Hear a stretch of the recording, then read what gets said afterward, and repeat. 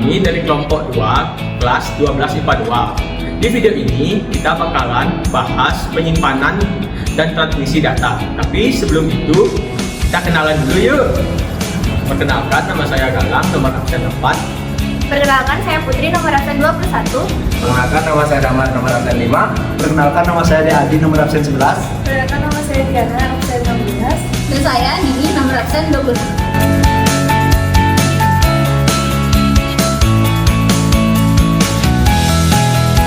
Penyimpanan data. Penyimpanan data komputer atau dalam bahasa Inggris Computer Data Storage adalah media yang digunakan dengan fungsi untuk menyimpan berbagai macam data digital yang tersedia pada perangkat komputer dengan waktu tertentu. Sehingga data tersebut akan dapat dibaca dan dibuka kembali. Adapun media penyimpanan data komputer terbagi menjadi 3 kategori, antara lain penyimpanan magnetik, penyimpanan optikal, dan penyimpanan awan. Penyimpanan magnetik.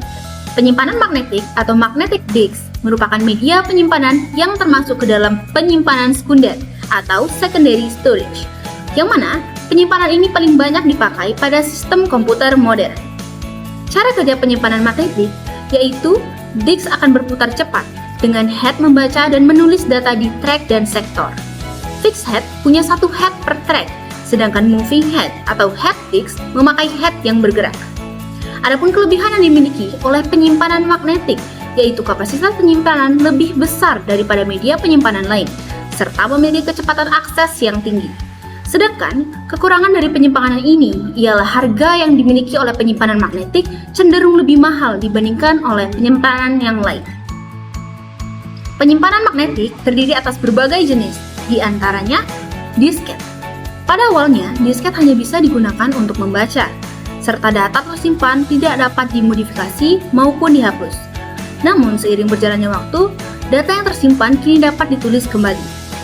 Hard disk. Hard disk adalah jenis disk yang bersifat tetap, tidak perlu dikeluar masukkan sebagaimana disket floppy. Flash disk. Flash disk adalah penyimpanan dengan menggunakan kabel interface jenis USB yang mampu menyimpan berbagai format data dan memiliki kapasitas penyimpanan yang cukup besar. Memory card. Memory card biasanya digunakan dalam perangkat portable dan memiliki penyimpanan yang besar. Serta yang terakhir yaitu zip drive. Zip drive merupakan media penyimpanan magnetik dengan head yang sangat kecil dan dapat menampung data hingga 750 megapiksel. Penyimpanan optikal. Penyimpanan optikal atau optical disk, media yang menyimpan data komputer yang dapat ditulis dan dibaca dengan menggunakan laser bertenaga rendah. Cara kerja media menyimpan berputar dengan sangat kencang yang mempengaruhi kecepatan transfer data. Dengan membaca data melalui optik yang berada pada perangkat pembacanya. Kelebihannya, beratnya lebih ringan dari beberapa media yang menyimpan magnetic disk. Dan untuk kekurangannya, kapasitas memorinya lebih kecil dari magnetic disk dan jika tergores, maka berisikonya data tidak akan terbaca. Contoh medianya, ada CD, CD-ROM, CD-RW, ROM, dan DVD. Penyimpanan awan atau penyimpanan cloud. Media yang masih tergolong baru. Media ini bersifat online dan tidak menggunakan kapasitas dari memori pada perangkat karena mereka menggunakan penyimpanan yang terdapat pada internet. Cara kerja untuk dapat menyimpan data pada media ini, kita diharuskan untuk mengunggah file tersebut, dan untuk mengambil data kita harus mengunduh file tersebut.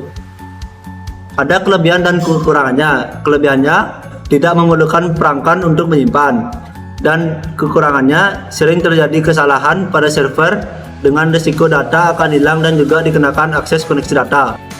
Contoh-contoh media yang pertama Dropbox, Google Drive, Microsoft OneDrive, dan juga Box. Transmisi data. Transmisi data adalah proses pengiriman informasi dari sumber ke penerima melalui media tertentu. Ada 2 transmisi, yang pertama transmisi digital, yang kedua transmisi analog. Bagian-bagian transmisi data. Yang pertama yaitu data, entitas berisi informasi berupa analog atau suara, video. Yang kedua digital atau teks dan angka. Yang kedua, signaling gelombang elektromagnetik untuk menyebarkan data melalui media transmisi. Yang ketiga, transmisi, proses pengolahan dan pengiriman sinyal. Transmisi data dibagi menjadi dua, yaitu transmisi data digital dan transmisi data analog.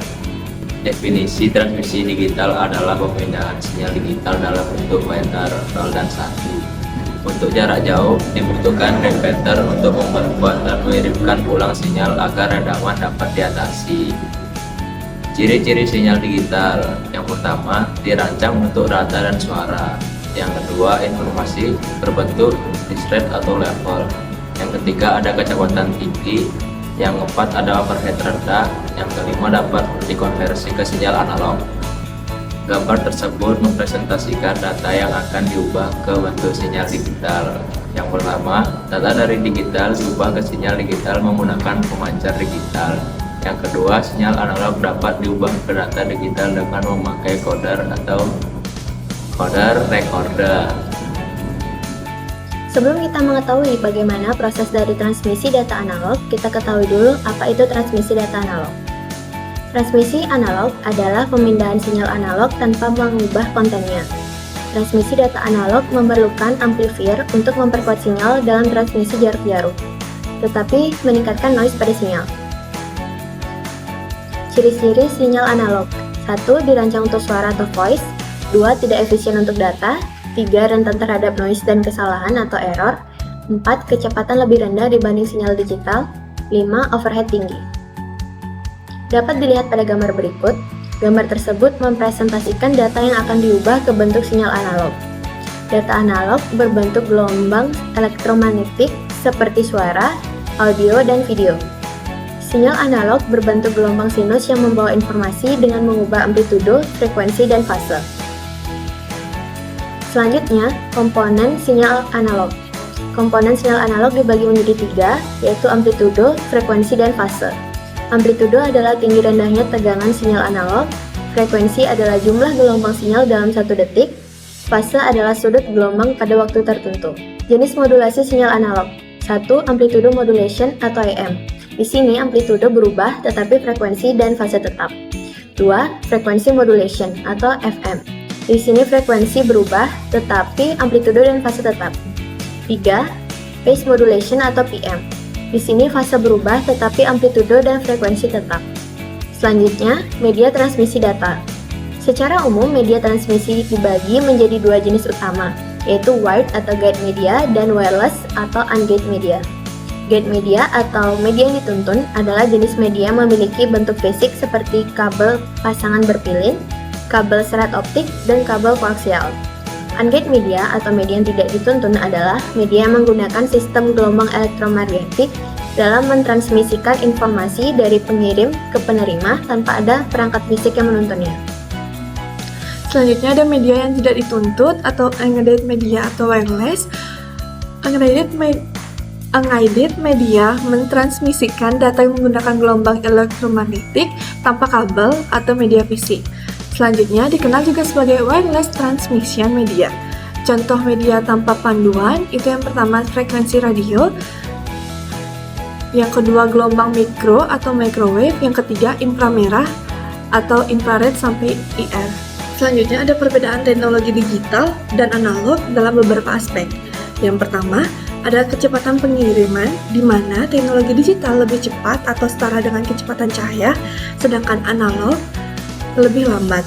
Yang kedua, ada jenis sinyal di mana teknologi digital yang memiliki pulsa 0 dan 1, sedangkan teknologi analog memiliki gelombang elektromagnetik. Yang ketiga, ada satuan kecepatan di mana teknologi digital bit per second atau BPS, sedangkan teknologi analog memiliki hertz. Yang keempat, tahan terhadap noise. Teknologi digital lebih tahan terhadap interferensi, sedangkan teknologi analog rentan terhadap noise. Yang kelima, ada jangkauan transisi. Teknologi digital lebih terbatas, sedangkan teknologi analog lebih jauh. Yang keenam, ada kemampuan pengiriman data, yang dimana teknologi digitalnya dapat mengirimkan data analog dengan konferensi digital, sedangkan teknologi analog tidak dapat mengirimkan data digital. Yang ketujuh, ada biaya, yang dimana teknologi digital lebih murah sedangkan teknologi analog lebih mahal. Yang ke-8, tentang keamanan, di mana teknologi digital menggunakan enkripsi sedangkan teknologi analog tidak menggunakan enkripsi. Yang ke-9, ada penyimpanan data, di mana teknologi digital ada hard disk, flash disk, CD-ROM, DVD, dan lain-lain, sedangkan teknologi analog yaitu pita magnetik. Selanjutnya, ada permasalahan umum sinyal digital dan analog. Yang pertama itu ada atenuasi atau attenuation, yaitu melemahnya sinyal seiring bertambahnya frekuensi. Yang kedua, itu ada penurunan kekuatan sinyal, yang dimana sinyal semakin lemah seiring dengan bertambahnya jarak transmisi. Selanjutnya, yang ketiga, yaitu ada pengembalian kualitas sinyal. Itu ada dua, yaitu amplifier untuk memperkuat sinyal analog. Yang kedua itu ada repeater untuk memperkuat sinyal digital. Selanjutnya, itu ada efek noise yang terjadi ketika komponen frekuensi dalam sinyal berjalan dengan kecepatan yang berbeda, itu menyebabkan distort. Selanjutnya yaitu delay distortion, yang dimana itu gangguan akibat panas atau thermal dan interferensi yang dapat menurunkan kualitas sinyal. Sekian video dari kami. Terima kasih. Dadah!